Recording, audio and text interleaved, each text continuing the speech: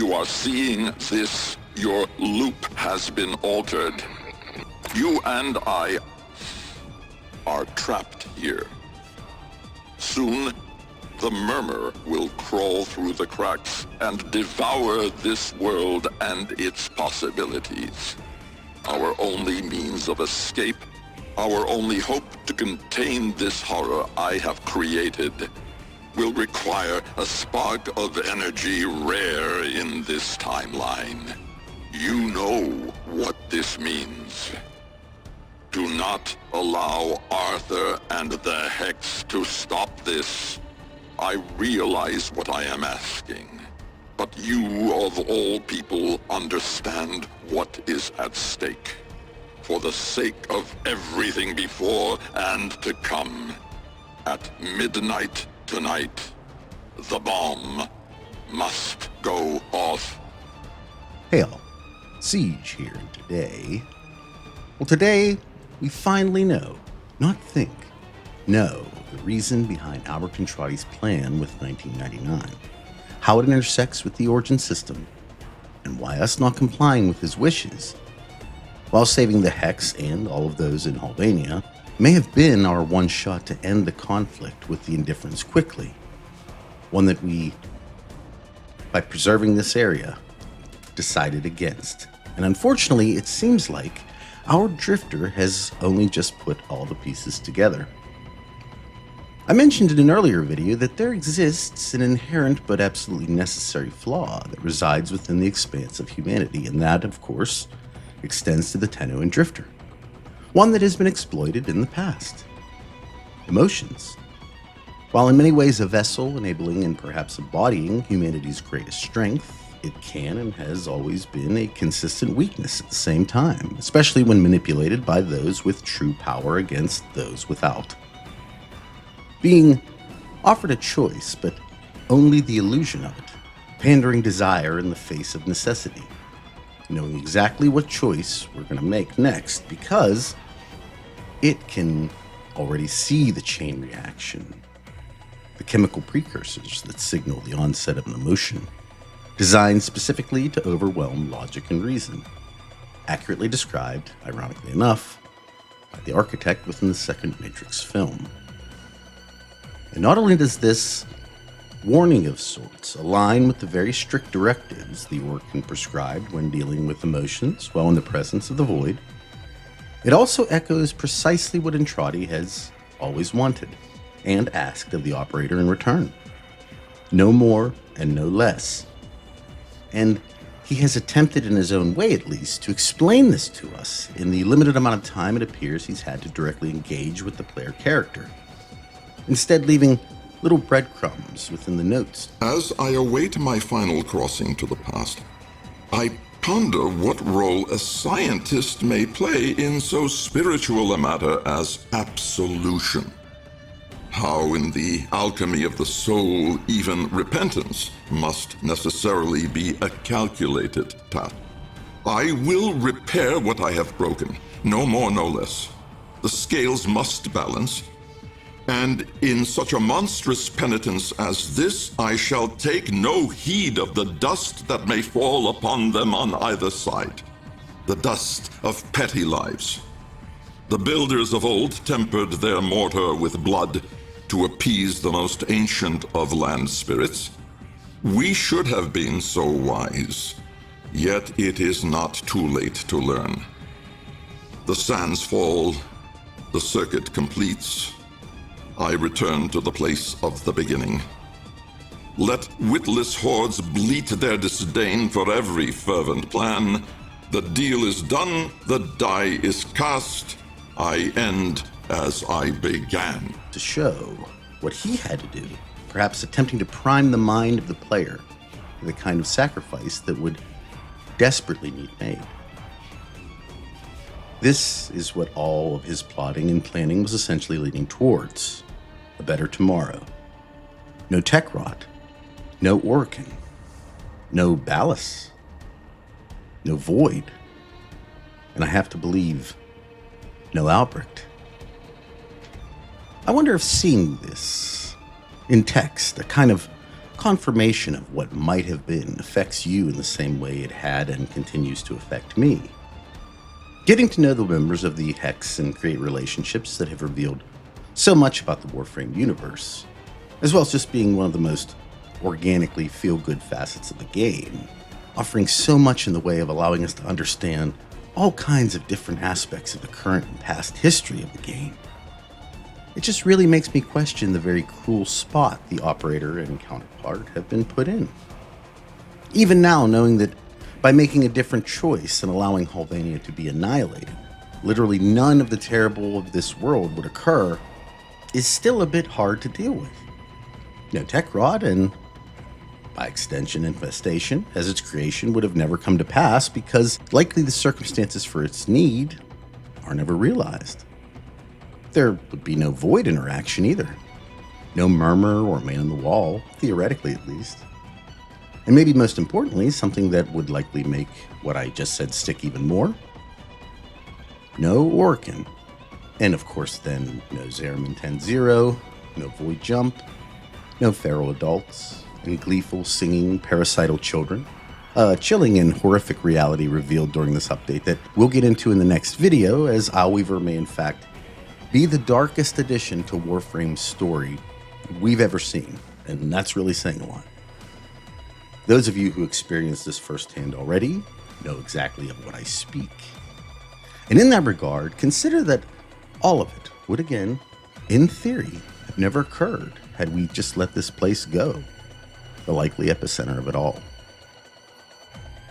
It now very much makes sense why the Indifference wanted Hollvania to continue existing, as well as why grasping control of it over Albrecht was so important. It might also explain why it, or at least an aspect of it, if nothing else, feels comfortable leaving. Now that we have a slightly better understanding of the Void, it's impossible to argue that, at least at this moment... Oh, kiddo. How long have you been hiding out here, thinking I couldn't see you? No matter where the Tenno or Drifter are, it doesn't ever seem like they are truly outside of the Indifference's purview. Aside from the obvious, that is. There is the very uncomfortable fact that if it is a kind of corrupted manifestation of Void, and everything the operators engage with is Void-related, powered, or controlled, then, by definition, nothing we do is outside its influence. It's likely why it continues to unnervingly visit in the places a player considers safe. It doesn't care about your boundaries, something it blatantly exemplifies in Isleweaver. You want to deny me a place? Even here, in the remains of your childhood? Not very nice of you, kiddo. As even verbiage from the Drifter in the Aftermath seems to substantiate her claim to the area now. We can do this again and again and again. Now, will she just give it back like we did to Thrax? This, of course, would be a symbolic gesture at best, considering what we were able to do with that. And I guess she can now just take it back too whenever she wants. Something specifically brought to light within the newest mission. Oh, she's banished for now, but she'll climb back up the water spout again. While of course I understand the idea of Operation 8 Claw is to remove the Void's presence from Duviri, at the end of each cycle we are made aware of the real truth of the matter. She'll just keep coming back, keep resetting. Anything we can do, well, it's not hard to consider that she can do it better. We are, at least in her eyes, analog players in a digital existence. And it is something to be considered. That for all our power, all our weapons, we may be hopelessly, perhaps even hilariously, outgunned in the end. Walzalka, for a lack of a better name, seems to imply the paradox is all that protects us, but what if that barrier at some point falls as well, or worse, is offered, perhaps in a kind of betrayal? You, my child, the great Indifference wants to take. I want to let it. I feel Only the call. In hindsight, one has to wonder, why were we even brought to Hollvania in the first place? Had we never come here, his plan would have come to fruition, would it not? What purpose did we have meeting and saving the Hex and the residents of Hollvania for them to just live in a time loop for the rest of their lives? Can they even die? What if any of the humans within this area decide to have a child? It would just be removed from the timeline in the very next spiral. Would they even remember? It's tough to say. Death means nothing here. And if death means nothing, does life? In that regard, it is a kind of hell, isn't it?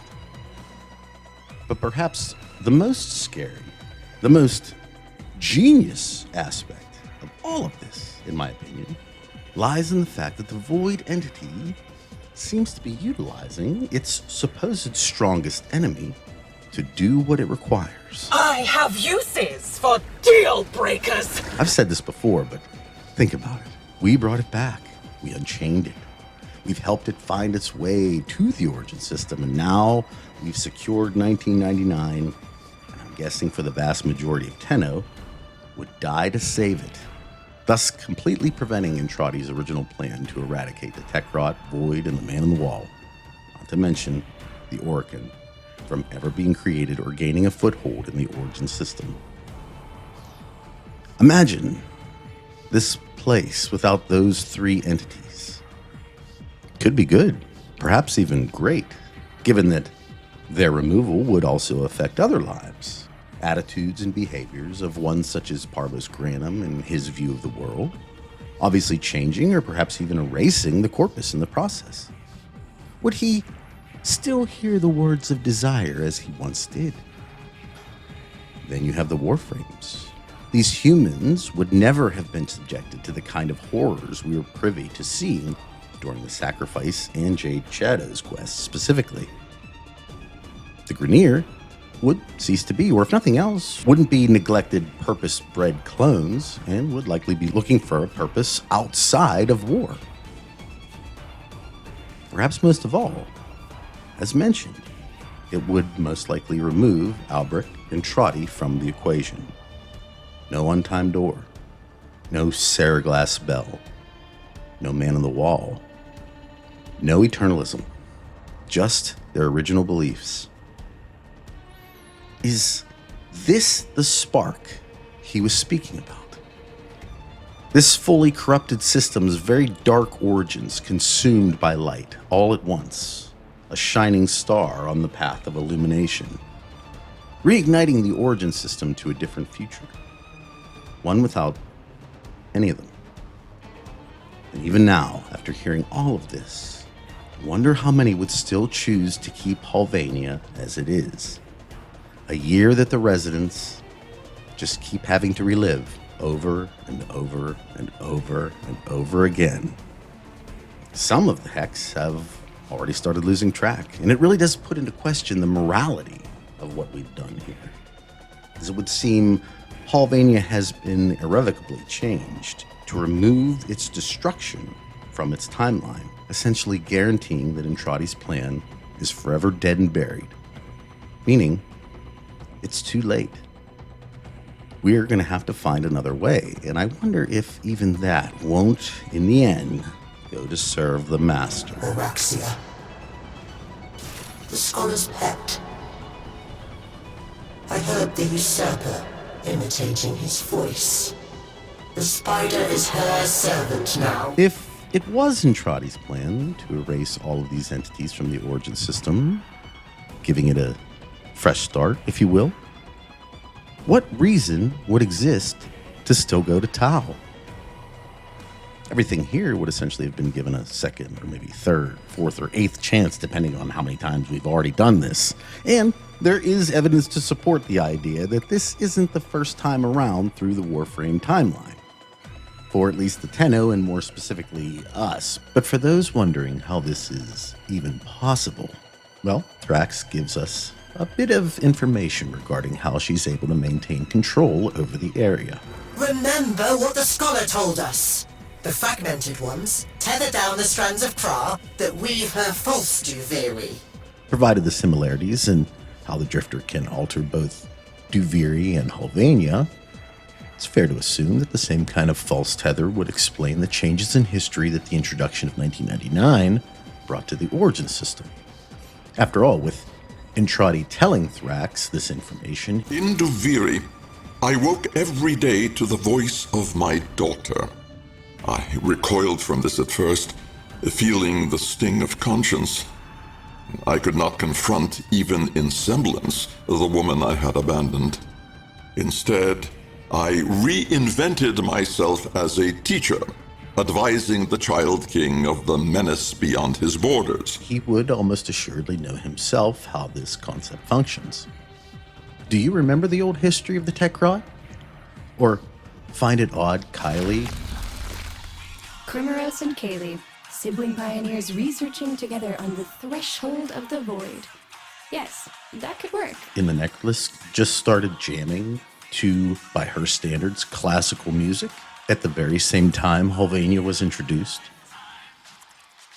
Changes there now affect here. More than likely through the very same strands of Kra previously mentioned, and in theory at least would remove these elements from the Origin system. So with that in mind, why leave the system if it would be, in theory at least, born anew? Did Entrati perhaps learn something in a previous loop, something that made him completely reverse his original plans in this loop, now both desiring to save it and do it by creating bonds of friendship between the Hex and his chosen operator's paradox, apparently tying him here in some way? And even then, why scrap an entire system your own family and loved ones still exist in to this very day, at least as we understand it? Unless, of course, there's another reason this Entrati without scars, hours after getting the shit kicked out of him, would want to go. If the Void has already got Hollvania locked down, as well as now Duviri, and in turn the Origin system for the most part, why not keep going? Which brings me to the real question I have for all of you. Knowing all of this, do you still want to go to Tau? Do you still want to potentially subject whatever's out there to it? Evidence is very much mounting that seems to imply the Indifference eats emotions, or if nothing else, consumes them in some way. Literally, even referring to it as the glory. Verbiage Yanis Key Vor now conveniently inserts into his dialogue as well during the updated fight. So, in generating these emotions, happiness when we are dating a new Hex member, sadness when we break up with one, are we acting kind of like a battery? After all, this same passage does allude to the fact that the glory that they speak about resides in the operator as well. This most likely future where perhaps we don't win, or didn't at least that time around. Do you think Entrati is becoming impatient with us? Strangely enough, Scholar's Landing wasn't originally alluded to have been taken by the Void. The time would come, the stranger said, when Duviri would be needed. There was a work of repentance to be done, and he could not do it alone. What he meant by this, I cannot say, and cannot now ask. For Scholar's Landing vanished overnight. Rather that he had something to do with its disappearance. And I find it so odd that firstly, the Void now controls it, but even more so, that if he isn't trapped by the Indifference in some way, out on his own, still trying to confound the Void, even with us kind of messing it all up, I originally believed he'd have had some involvement in Isleweaver, but aside from the stories about him, Entrati is seemingly nowhere to be found. With the only seemingly good news of this update being that he was able to hide the secret of the severed finger somewhere here. This is where he stowed it away. The secret of my lost flesh. Not lost. Stolen. That has yet to find. With this dangling faux finger, potentially even a kind of bait or lure. Is this good or bad? It's tough to say. But if this was the real one, I would assume she could just take it back. So, given that thought, I have to believe that this is not the actual finger.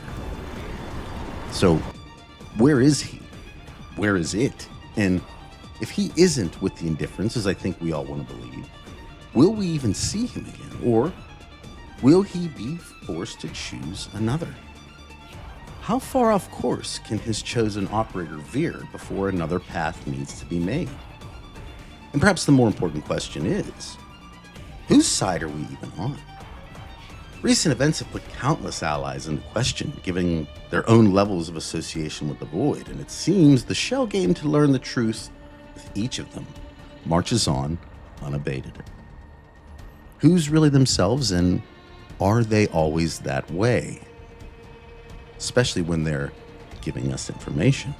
With every interaction amongst these people, I believe we should be considering this fact. But with that being said, I hope you all enjoyed today's video and it got you thinking about what we've done and what we might still be inadvertently doing, helping the entity we are being told to counter. For some, I'm guessing this is good news, but I wonder what happens to heralds once the master finally returns. Do they retain any level of self, or become just another brick in the wall? And if so, what then? At any rate, I hope you all have a wonderful day today, a wonderful rest of your week, and I'll talk at you all in the next one. Take care, everybody. Bye.